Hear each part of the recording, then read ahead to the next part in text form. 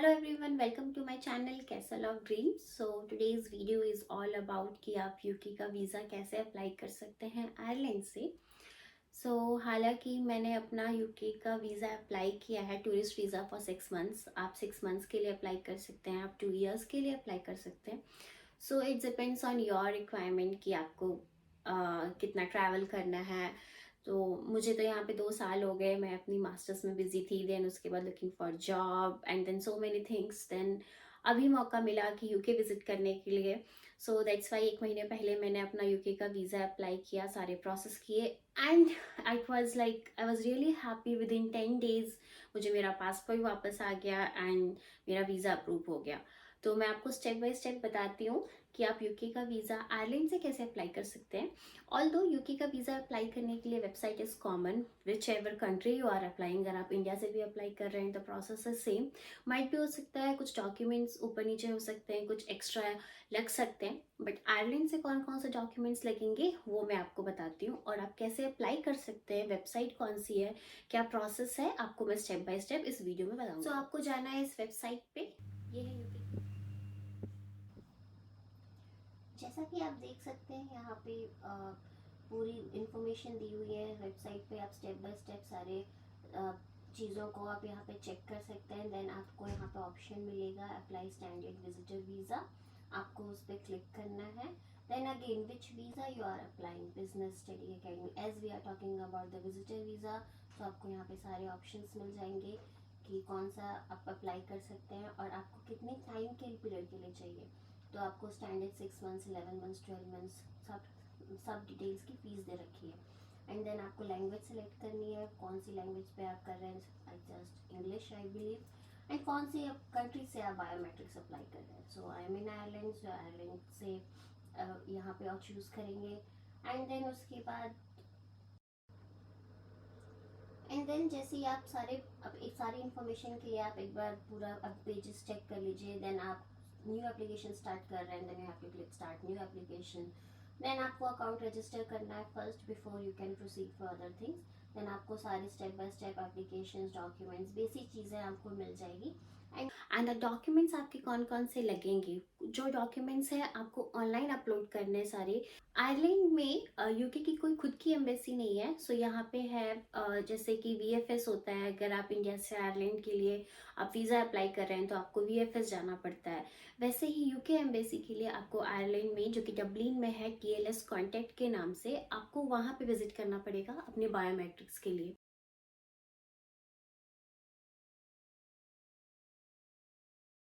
So now let's talk about the documents which is required for the UK tourist visa.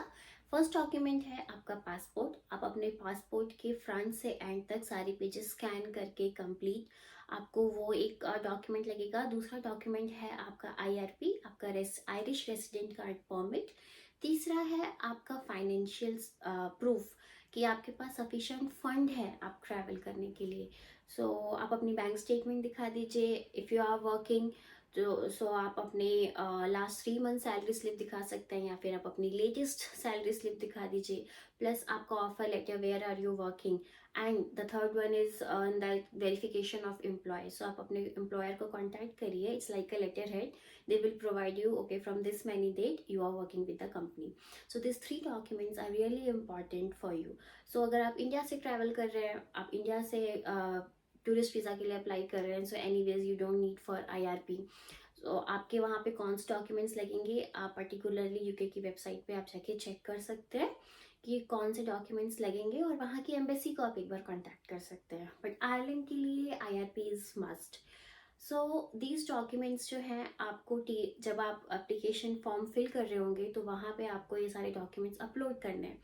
वहाँ पे और भी options होते हैं कि अदर डॉक्यूमेंट्स जो आप अपलोड करना चाहते हैं। तो अगर आपके पास हेल्थ इंश्योरेंस है आयरलैंड का, आप वो अपलोड कर लीजिए, क्योंकि sometimes they are asking for if you have a travel insurance.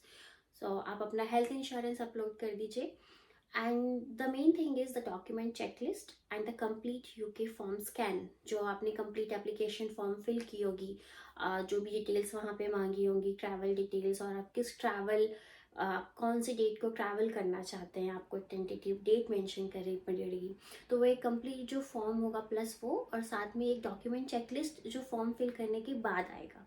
तो ये सारे डॉक्यूमेंट्स आपको ऑनलाइन अपलोड करने हैं। देन आप जैसे ही फॉर्म फिल कर देंगे तो आपके रजिस्टर्ड ईमेल आईडी पे आपके पास इंफॉर्मेशन आ जाएगी, और आपने जो भी अमाउंट पे किया है वो आपकी पूरी डिटेल्स आ जाएगी।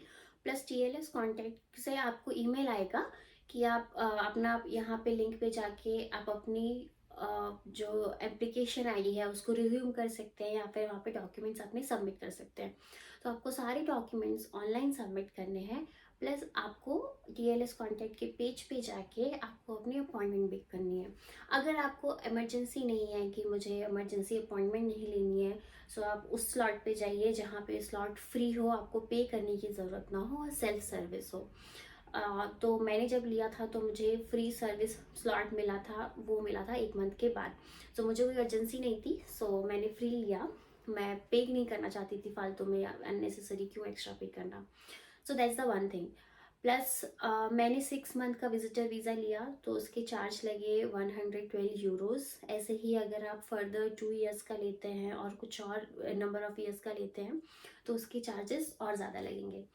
सो आपको लेकिन जिस दिन बायोमेट्रिक के लिए जाना है अपॉइंटमेंट वाले दिन पे टीएलएस कॉन्टैक्ट में, आपको सिर्फ 2 चीज़ों की रिक्वायरमेंट है।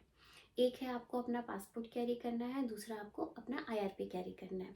जब ऐसे ही आप वहाँ पे जाएंगे तो वो आपसे पूछेंगे कि आपने सारे डॉक्यूमेंट्स अपलोड कर दिए हैं कि नहीं।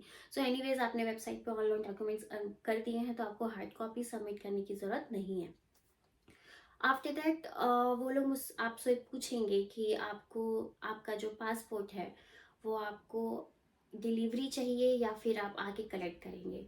सो as I am in Cork, मुझे उन्होंने बोला कि 2 to 3 वीक्स में आ जाता है। मुझे ये था कि मैं तो ट्रैवल नहीं कर पाऊंगी क्योंकि ऑफिस भी होता है, and again I can't travel to Dublin from Cork. I would prefer कि ठीक है मैं डिलीवरी करवा लेती हूँ, बट डिलीवरी की जो चार्जेस थे वो है 32 euros. So it's very costly.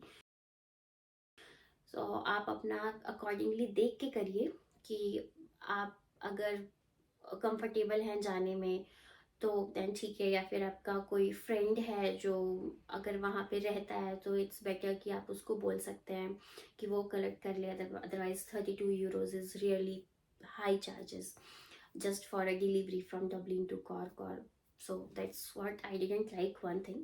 And one more thing I forgot to tell you, the document checklist जो आपको आपके जब आपने एप्लीकेशन आईडी आप लॉगिन करेंगे तो आपको वहाँ पे डॉक्यूमेंट चेकलिस्ट भी मिलेगी। जो डॉक्यूमेंट चेकलिस्ट है वो भी आपको कैरी करनी है जब आप अपॉइंटमेंट के लिए जाएं, क्योंकि जैसे ही आप वहाँ पे जाएंगे इमीडिएटली आपको एंट्री करते टाइम आपसे वो डॉक्यूमेंट चेकलिस्ट मांगेंगे और आपका आईआरपी मांगेंगे देखने के लिए। वो एक आपका डॉक्यूमेंट चेकलिस्ट आपका एक काइंड ऑफ अपॉइंटमेंट लेटर समझ लीजिए, जिसमें सारी डिटेल्स लिखी हुई हैं और कौन कौन डॉक्यूमेंट्स आपके कैरी करने हैं या लिखे हैं। सो दैट्स इट, आपका वो एक्चुअली मेन डिटेल्स होता है तो वो चेक करते हैं। That's all. बस मेरा वीज़ा जो है वो 10 डेज में लग के आ गया, मुझे पासपोर्ट जो है वो डिलीवरी हो गई। सो इट्स सेफ, डरने की कोई बात नहीं है कि आपका पासपोर्ट वो लोग रख रहे हैं, डिलीवरी होगी पता नहीं मिलेगा कि नहीं मिलेगा। So that's all. One more thing, अगर आप आयरलैंड में हैं और इन केस आपके पास यूरोस में सफिशिएंट बैलेंस नहीं है, आपके पास आईएनआर में है, आप अपना आईएनआर वाला जो आपका जो फंड है आप वो एज अ फाइनेंशियल प्रूफ दिखा सकते हैं। एक्चुअली इन सब का पीछे का रीज़न यही होता है कि अगर आप ट्रैवल कर रहे हैं आप हमारी कंट्री, आपके पास इतना फाइनेंस है कि नहीं कि आप अपने आप को देख सकें वहाँ पे, आप किसी पे डिपेंडेंट नहीं है, आप सेल्फ स्पॉन्सर है। So that's the only thing. आप अपना वो फंड भी आप लगा सकते हैं अगर आपके पास आईएनआर में आपके पास फाइनेंस अवेलेबल है। And the other thing is, जब आप वेबसाइट पे आप जाएंगे आपको मल्टीपल ऑप्शंस होंगे। इफ़ यू आर मैरिड तो आपको अपने स्पाउस की डिटेल्स भी एंटर करनी पड़ेगी कि if your spouse is also travelling with you or not, where he is residing और what's the address, what's his passport number, everything. आपको वो भी देना पड़ेगा। एंड कुछ और डिटेल्स होंगी कि आपने लास्ट फ्यू ईयर्स में कहाँ ट्रैवल किया है कि नहीं, कहीं और ट्रैवल किया है कि नहीं। बहुत जो डिटेल्स हैं वो बहुत ज़्यादा ईजी है, ज़्यादा कॉम्प्लेक्स नहीं है। आप स्टेप बाय स्टेप प्रोसेस पे जाएंगे आपको सारा पता चल जाएगा, जैसे कि मैंने आपको भी दिखाया। It's very easy, no need to worry. That's all. So if anyone is traveling to UK, this video is really beneficial because I am also traveling to UK first time. So जो भी इटर्नरीज होंगी वहाँ पे जाके UK में क्या है, कैसी जगह है, क्या चीज़ें हैं और बाकी सारी चीज़ें कैसी होती है, वो मैं आपके अपकमिंग ब्लॉग्स में आपको ज़रूर दिखाऊंगी. सो आज के लिए इतना ही. Till then guys, take care, bye bye.